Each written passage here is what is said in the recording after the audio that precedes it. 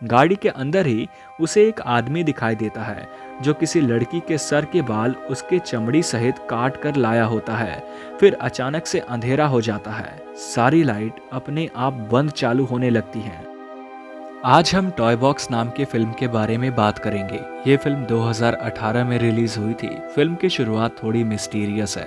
बहुत सारे फोटोग्राफर्स एक टेबल पर पड़े हैं। फोटो में खून से लथपथ शरीर दिखाए जा रहे हैं। वहीं बगल में पड़ा एक चाकू है। ये बहुत पुराना दिख रहा है, लेकिन खून के धब्बे उस पर अभी भी दिखाई दे रहे हैं। सीन बदलता है।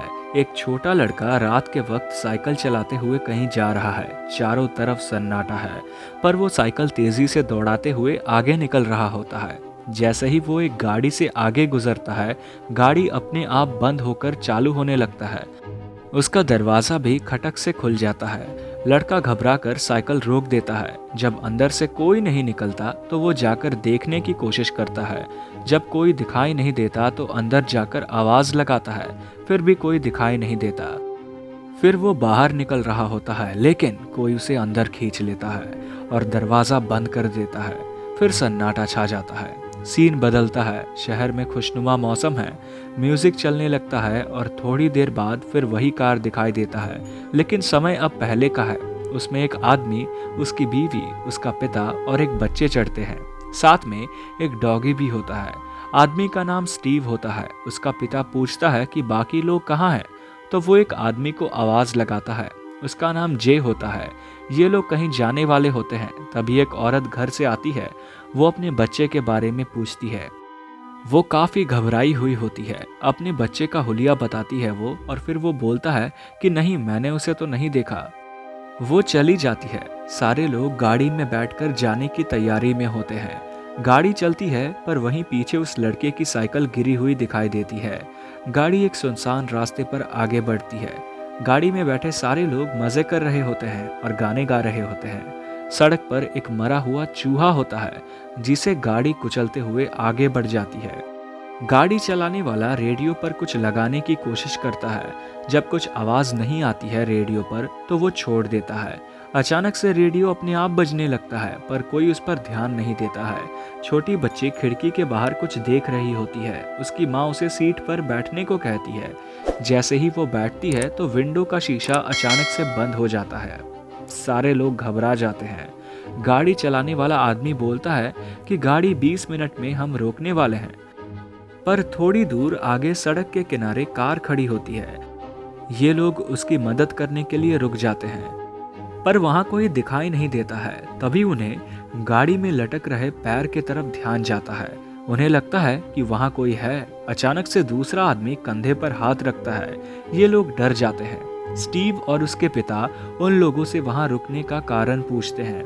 फिर लोग कहते हैं कि हमारी गाड़ी खराब हो गई है और यहाँ दूर दूर तक मैकेनिक भी नहीं है। स्टीव के पिता कहते हैं कि क्यों ना तुम लोग हमारे साथ आने वाले शहर तक चलो, वहां से कोई मैकेनिक बुला लेना।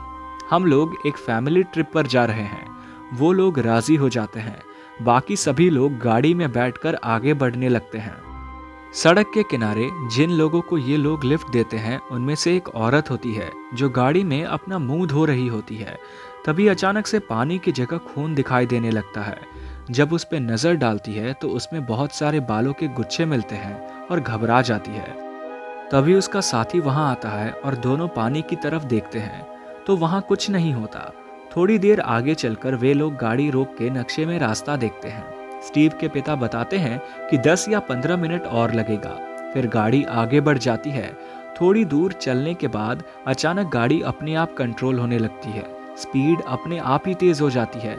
कंट्रोल करने की वो कोशिश करते हैं, पर गाड़ी कंट्रोल में नहीं आती। गाड़ी अपने आप जाकर एक झाड़ियों के बीच में गिर पड़ती है और अचानक से रुक जाती है। पूरे गाड़ी में सारे लोग इधर उधर गिर पड़ते हैं। ऐसी एक्सीडेंट पर लिफ्ट लेने वाले शख्स की मौत हो जाती है। सारे लोग बाहर निकलकर मायूस खड़े होते हैं, पर लिफ्ट लेने वाली लड़की गाड़ी में ही बैठी होती है। वो विंडो से बाहर झांक रही होती है। तभी उसे लगता है कि उसे पीछे से कोई देख रहा है और वो घबराकर नीचे उतर जाती है। औरत बाकी सभी को उसके मौत का जिम्मेदार ठहराकर वहां से दूर चली जाती है। जब स्टीव की वाइफ गाड़ी में चढ़ती है तो टीवी अचानक से चालू हो जाता है। जिसमें उसे यात्रा शुरू होने के समय का सारा दृश्य दिखाई देने लगता है। इसमें एक औरत जिसके चेहरे पर खून के निशान होते हैं वो भी दिखाई देने लगती है। ये डर जाते हैं। थोड़ी देर बाद सब लोग गाड़ी को स्टार्ट करने के लिए कोशिश करते हैं। स्टीव के पिता गाड़ी के इंजन में हाथ डालकर कुछ फिक्स करने का कोशिश कर रहे होते हैं। तभी गाड़ी अचानक से स्टार्ट होने लगती है और उनके हाथ में चोट लग जाती है। हाथों से लगातार खून बहने लगता है। बहुत कोशिश करने के बाद भी गाड़ी चालू नहीं होती है। रात हो जाती है। जब सारे लोग सोने की कोशिश करते हैं तब स्टीव की वाइफ फ्रिज से कुछ निकालकर पीने की कोशिश करती है। जैसे ही वो मुंह में बोतल लगाती है उसमें से खून निकलता है। अचानक से उसे वो फेंक देती है। फ्रिज खोलकर वो देखती है तो वहाँ पड़े सारे खाने के सामान सड़ रहे होते हैं। जब सभी लोग सो रहे होते हैं तो स्टीव की वाइफ सामंथा उठकर झाड़ियों के पीछे टॉयलेट करने जाती है। वहां से जलती हुई आकृति दिखाई देती है। उसे देखकर वो चिल्लाकर गाड़ी की तरफ भागती है, पर वहां कुछ नहीं होता। थोड़ी देर में सुबह हो जाती है। छोटी बच्ची बैठकर अपने किताब में कुछ ड्राइंग बना रही होती है। गाड़ी का दरवाजा अपने आप बंद चालू हो रहा होता है। उसे गाड़ी में अचानक से किसी के झांकने की शक होती है। लड़की चिल्लाती है। बाकी सभी लोग उठ जाते हैं। सुबह उठकर फिर से गाड़ी ठीक करने की कोशिश करने में वो लग जाते हैं। बच्ची को खेलते हुए एक स्किपिंग रोप मिलता है जिससे वो खेलने लगती है। थोड़ी कोशिश करने के बाद गाड़ी चालू हो जाती है और रेडियो अपने आप बजने लगता है। सभी खुश होते हैं। तभी गाड़ी अचानक से पीछे की तरफ तेजी से बढ़ जाती है और वहां खेल रहे बच्चे के ऊपर चढ़ जाती है। सारे लोग कोशिश बहुत करते हैं पर गाड़ी वहां से हिलती भी नहीं है। वो बंद पड़ जाती है। स्टीव जे को इसका दोषी ठहरा रहा था। उसे लगता है कि उसी ने गाड़ी को उसकी बेटी पर चढ़ाया है। स्थिति बहुत खराब हो जाती है। सभी लोग बहुत डरे हुए होते हैं। तो समंथा प्लान बनाती है कि या तो सभी को तब तक रुकना पड़ेगा जब तक उन्हें कोई ढूंढ ना ले, या फिर हाईवे पर जाकर वो किसी की मदद मांगेगी। जे बोलता है कि मैं जाऊंगा, पर स्टीव मना कर देता है। उसे लगता है कि वो गैर जिम्मेदार आदमी है, उससे नहीं हो पाएगा। थोड़ी देर बाद स्टीव की वाइफ गाड़ी के अंदर से वो सारी घटना फिर से देखने लगती है जो थोड़ी देर पहले उसकी बेटी के साथ हुआ। चिल्लाकर उसे बचाने की कोशिश करती है, पर अचानक से एक आदमी आता है और उसे उसकी स्किपिंग रोप से उसका गला घोट के मार देता है। अब गाड़ी में सिर्फ 4 लोग ही बचते हैं, स्टीव, सामंथा, जे और उसके डैडी। उसके डैडी उन्हें बताते हैं कि ट्रिप उसकी माँ की याद में रखा गया था। सारे लोग भावुक हो जाते हैं। सभी लोगों को गाड़ी में बैठा दिया जाता है। स्टीव कुछ खोज रहा होता है। तभी उसे एक फोटोग्राफ मिलता है जो किसी मरे हुए औरत की होती है। जब वो एक छोटे अलमारी को खोलकर उसमें कुछ और ढूंढने की कोशिश करता है तो वहां से एक धारदार चाकू मिलता है जिस पर खून लगे होते हैं। उसमें से और भी फोटोग्राफ्स निकलते हैं जिसमें बहुत से मरे हुए लोगों की फोटो होती है और अंत में एक बंदूक भी मिलता है। तभी अचानक से टीवी चालू हो जाता है और उसमें से वही आदमी दिखाई देता है जिसने स्टीव की वाइफ को मारा था। वो एक औरत को रस्सी से बांधकर उसे बेरहमी से मार रहा होता है। उन्हें पता चलता है कि ये एक सीरियल किलर था। स्टीव के पिता कहते हैं कि नहीं, वो तो बहुत पहले मर चुका था। अभी ये लोग सारे बातें ही कर रहे होते हैं कि गाड़ी अचानक से चालू हो जाती है, लेकिन थोड़ी देर बाद एक झटके में वो गाड़ी बंद भी हो जाती है। इसी झटके में जे के हाथ में जो चाकू था उसके गले में घुस जाता है और उसकी मौत हो जाती है। सभी लोग बाहर भागने की कोशिश करते हैं।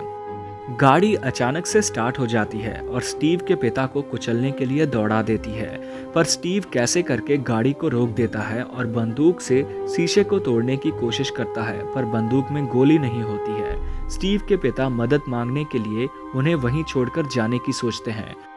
वो आगे बढ़ रहे होते हैं कि अचानक से स्टीव का हाथ अपने आप उस बंदूक को उठाकर उन्हें गोली मार देता है।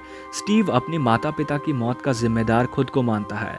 समांथा कहती है कि ये तुम्हारी गलती नहीं थी, लेकिन स्टीव खुद को गोली मार लेता है। अब इस गाड़ी में केवल समांथा जिंदा बचती है। वो काफी घबराई हुई और डरी हुई होती है। गाड़ी का दरवाजा खोलने का वो बहुत कोशिश करती है। उस दौरान उसे काफी चोटें भी आ जाती है, पर दरवाजा नहीं खुलता है। रात हो जाती है, फिर दिन होता है। खाने के लिए गाड़ी में कुछ नहीं होता है। वो हर एक डब्बा खोलकर खाने की चीजों को खोजती है, पर उसे कुछ हाथ नहीं लगता। गाड़ी के छत पर किसी के चलने की आवाज सुनाई देती है। गाड़ी के अंदर के सारे दरवाजे अपने आप खुलने और बंद होने लगते हैं। गाड़ी के अंदर ही उसे एक आदमी दिखाई देता है जो किसी लड़की के सर के बाल उसके चमड़ी सहित काट कर लाया होता है। फिर अचानक से अंधेरा हो जाता है, सारी लाइट अपने आप बंद चालू होने लगती हैं। वही आदमी अचानक से समंथा को पीछे बिस्तर पर पटक देता है और उसके गले को दबाने लगता है। उसके बाद उसे मार के घसीटते हुए पीछे ले जाने की कोशिश करता है। तभी समंथा चाकू से गाड़ी में छेद करती है।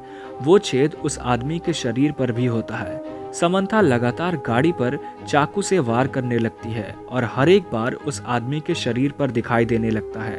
उसके बाद सवेरा हो जाता है। जब सुबह होती है तो दो बाइक सवार वहां आ जाते हैं। वो लोग गाड़ी के अंदर झांक कर देखने की कोशिश करते हैं। उनमें से एक गाड़ी के अंदर जाकर कुछ ढूंढने की कोशिश करता है। उसे जब पीने के लिए कुछ बोतल मिल जाती है तो दूसरे को भी अंदर बुला लेता है। जैसे ही ये दोनों गाड़ी के अंदर जाते हैं, दरवाज़ा अपने आप बंद हो जाता है और इसी तरह फिल्म समाप्त होती है।